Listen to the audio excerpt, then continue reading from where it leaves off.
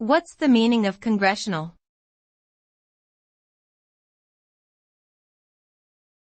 Congressional.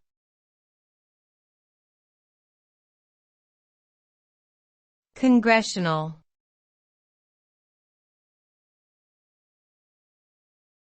Congressional.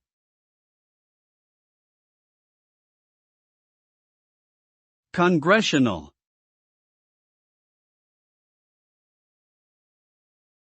The word congressional pertains to the United States Congress, which is made up of the Senate and the House of Representatives.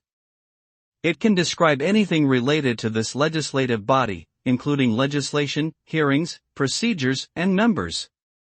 The term can also refer to congressional districts, which are geographical regions from which members of Congress are elected. Overall, the word congressional is used to indicate a connection to the American legislative branch or the actions and decisions made by it.